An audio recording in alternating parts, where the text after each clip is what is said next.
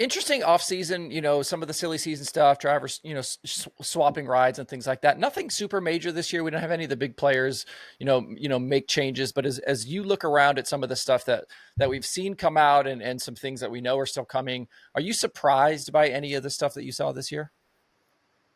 Yeah, I'm surprised Justin Peck isn't in the five. That's fair. That, I mean, I think you were surprised at Justin Peck. I think everybody was surprised because that Yeah, I mean was, that was what we were hearing the whole time.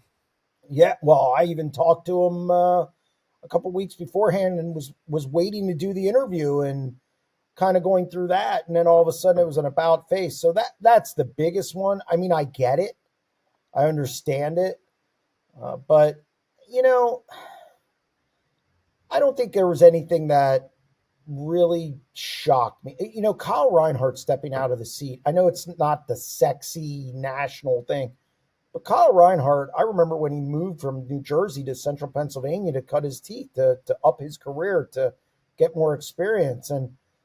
But hey, I credit him for looking at his job at Capital Renegade and saying, you know what, I need to focus on that. So that was, I really liked seeing that, even though I like Kyle and I hate seeing him out of the seat. But so, no, not really. There was nothing that really shocked me. I'm shocked Chase Randall hasn't announced anything yet. It's not so much, it's more what didn't happen. Now, I do have I think I know where he's going to go, but that not being announced and it's almost December 25th, that kind of surprises me.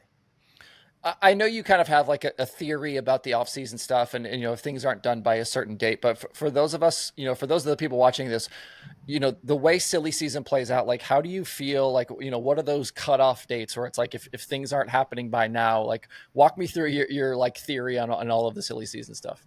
Well, first off, it comes down to ordering. I mean, I've been around long enough. We keep saying that. That's because Thanks. you're old, Jeremy. Yeah, I know. I feel old. But you know, when I hear stuff like you got to start ordering stuff Knoxville or earlier, you got to know who's going to be in your car, okay? Because different drivers like different components, and if you guys get locked into what they like, and there's a lot of drivers like that, and it's been documented. So that's one problem. That's the first thing. Here's the other thing that I've noticed: guys who run at the end of the year with their new teams, like say at Charlotte, seem to do better the following year. So it's getting those critical laps. Those are two things that jump off the page. And here's the other thing. Like I've talked to drivers who are sitting around now, they don't know what they're going to do. And then they end up settling. And then it's a bad situation. And then it doesn't work. And then they're out of a ride again next year. It's those three things that you just got to have. The off season's getting shorter and shorter. And depending when Christmas falls, do they go to Australia? All those other things. And it makes it difficult if you do not have things in order by now. And I think owners who wait until December, I don't know what you're thinking.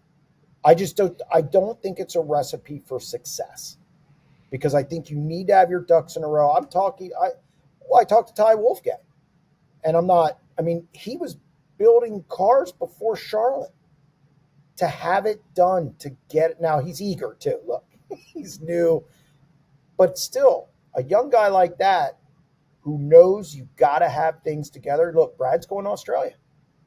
So Ty wants to have everything, you know, together. That's the winning teams. That's what they do. And I think you need to follow that. And it's getting earlier and earlier.